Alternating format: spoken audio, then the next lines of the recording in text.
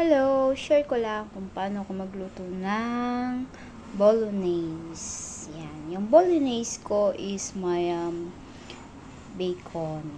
Oo, may bacon talaga siya. Actually, wala sanang mushroom pero nasasayangan ako sa mushroom. So, pwede ko naman siyang isama. So, bottom mushroom yan. Bottom mushroom. At isa sa mga specialty ko na nilalagay is red wine. Yan, red wine. Red wine yan. Para malasing yung mga amo ko. Char. Tapos yan, beef. Oo, yan. Ayan siya. Nilagyan ko talaga ng red wine kasi pampasarap yan. Tapos meron akong beef cubes. Yan. Yan lang yung aking recipe sa bolognese ko. At paborito yan ng alaga ko. Si Luca. Yan. Matagal na akong hindi nagluto nito kasi palaging new recipe yung pinapaluto ng amo ko. Mga Thai food, ganun, mga burger, chicken burger, mga ganun. So, actually, hindi ako nagbibideo pagka nagluluto ako ng mga para sa pagkain nila. Pero, yan lang. Tara lang, meron akong video. Ayan. So, umpisa na natin kung paano ko lutuin. So, ayan. Dito ko siya niluluto sa malaking saucer pan. Napakabigat nito, guys. Sobrang bigat. Siguro ito mga 2 kilo ata ito, 3 kilo. Sobrang bigat kaya yung mga kamay ko sakit pag binubuhat. Kumpara sa mga amo ko. Bibigat ng mga gamit nila. So, ayan.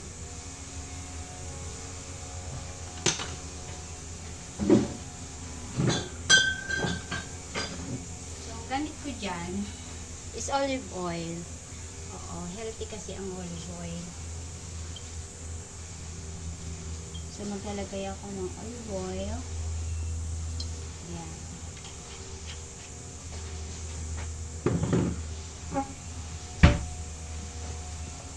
So, initin ko muna siya.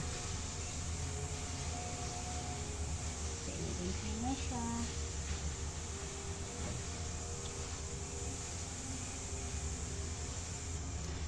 So, ayan. Pagka medyo mainit na,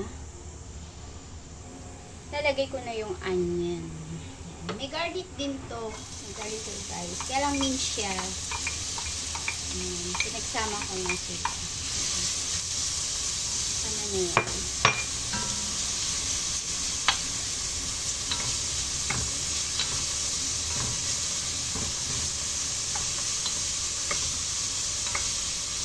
Medyo matagal lutuin yung onion kasi gusto ng aking boss na very soft siya talaga. Very, very soft.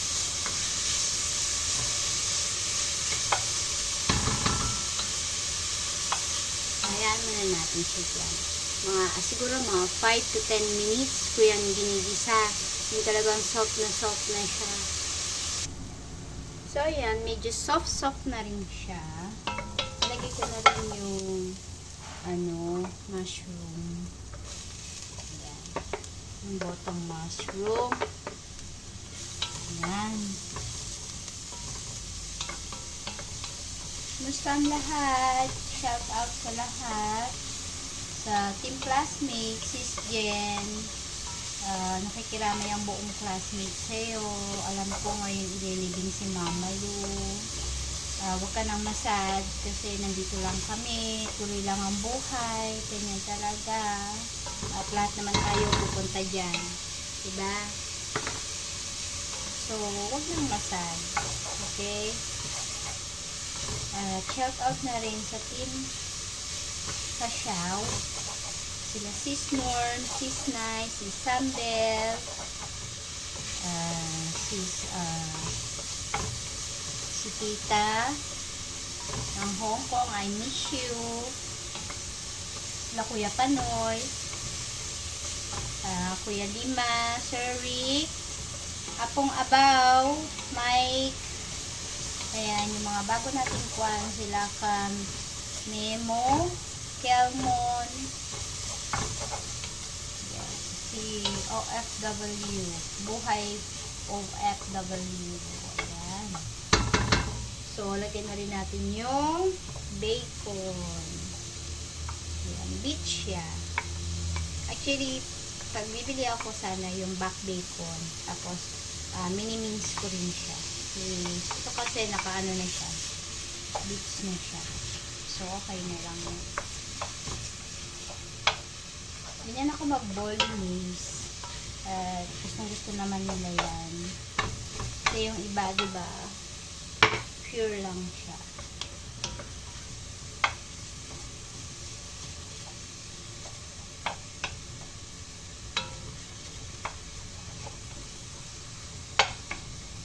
Actually, nilalagyan ko yan ng fresh basil. Pero wala akong fresh basil. Yung sana sweet basil. Meron ako Thai basil. Hindi ko lang alam kung ano magiging lasa niya. So, gagamit na lang ako ng dry. Meron ako dito dry basil. Ayan, dry basil. Yan na lang yung gagamitin ko kasi wala akong fresh. Meron akong fresh. Pero, Thai basil siya. Ginagamit namin para sa chicken. Sa minced chicken, masarap yun. Masarap siya. Gusto nila yun. Pagka magpa-fried rice sila, gusto nila yun. So, ayan. So, wait lang natin for a while. Ayan.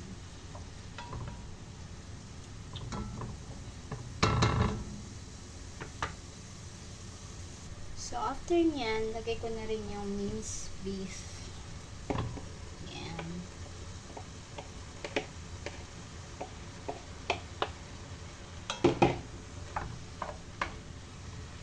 Ayan siya. So, turn brown muna natin siya. Yung luto na rin lahat yung minced beef bago natin siya lagyan ng tomato sauce. Tomato chop ito, bali. Kaya lang, inano ko siya, binlend ko siya kasi gusto ko yung hindi siya buo-buo na tomato. Ayan.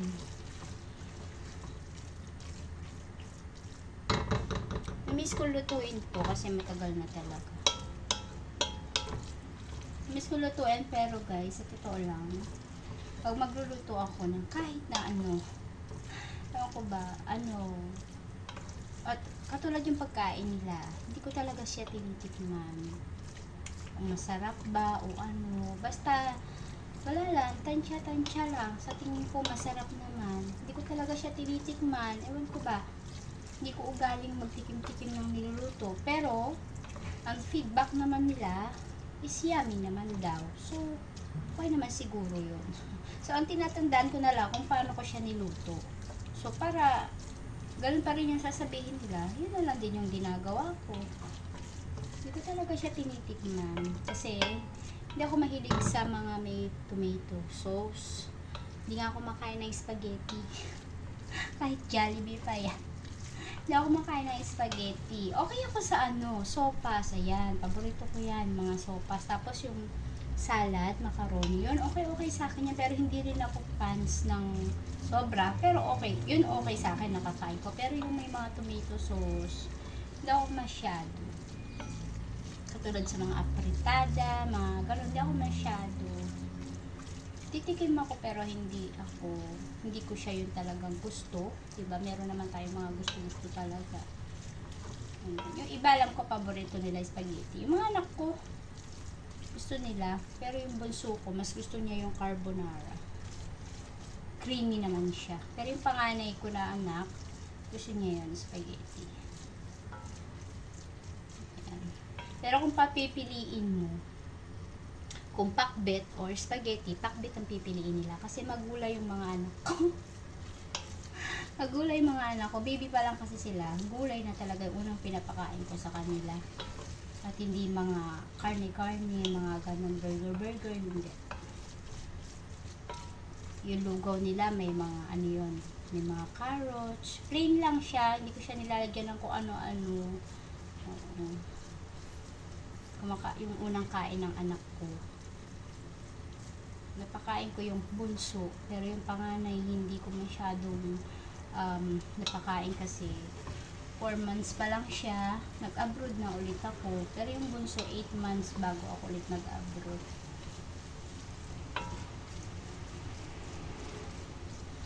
Kailangan natin mag-abroad, single parents, para mabuhay natin ang ating pamilya, diba? So, ayan, medyo okay na siya. Pwede na natin lagay yung sauce. Ayan. Tapos nakalimutan ko ipakita, nilalagyan ko pa nga pala ito ng ng tomato paste. Oo. Ito siya. Ito yung gamit ko. Pero ako, tansya lang. Sabi ko nga sa inyo, puro ko tansya. Oh. Matatansya na ako na to. Ayan. Tomato paste. Lalagyan ko siya. Mamaya tatansyahin na ako ng amo ko na to. Kulang ha itong tomato paste. Nakalimutan ko kasi bumili ng isang tin na tomato paste. Pero okay lang. Basta meron siyang tomato paste. Para kompleto yung ingredients ko.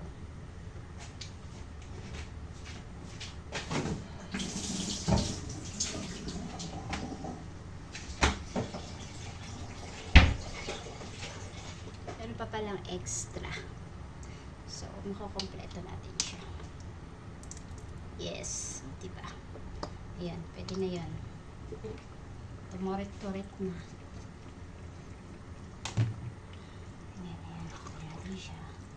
Ilalagyan na natin siya ng sasama na natin itong big cubes. May half pa ako dito eh. Ilalagay ko na din. Kasi dalawa sana, kaya lang 1.5 lang. Kasi 500 grams yan. Ayan. At para malasing sila, diba? Para malasing yung mga amo ko, lalo na si Luca, para matulog na sila ng maaga. Char lang yan, guys. Lagyan ko na nilang basil.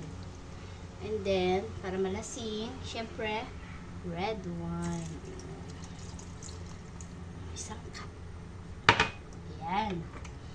So, ganyan lang siya. Tapos, isi-simmer ko siya. Mahinang apoy lang. Medyo matagal, guys. Matagal ko siyang sinisimmer. 1.5 hour, mga ganun. Tapos, very low heat lang siya. Sinisimmer ko siya hanggang sa maging maganda na yung pinalabasan niya. Mas lalong mas tasty, mas lalong malasa, ganun. So, hindi ko naman na siya ibibidyo ng ganun katagal, guys. 1.5 hour talaga, diba? So, mamaya na lang, ipapakita ko na lang, i-short video ko yung kinalabasan ng aking niluto na bolognese. So, ayan na siya. Simmer ko yan. Bigyan ko muna siya ng paminta.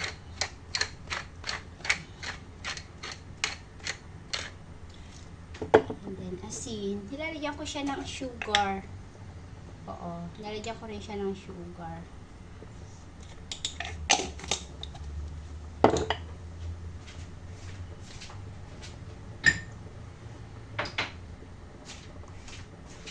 Yan, 1 teaspoon lang. 1 teaspoon of sugar. Ayan. Halo-halo. Andiyan na lahat yung Andiyan na lahat siya. So, ayan. Sisimmer ko na siya ng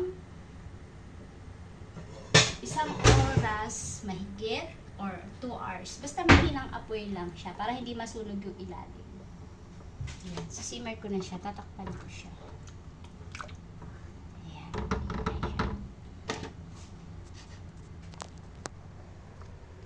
So, ayan na siya. Ayan. Ganyan siya. Tatakpan ko na siya. At mamaya na lang, mag-short video siguro ako. Medyo mahaba na nga rin to 14 minutes na to Mag-short video ako para sa kinalabasan ng aking bolognese. Thank you, guys!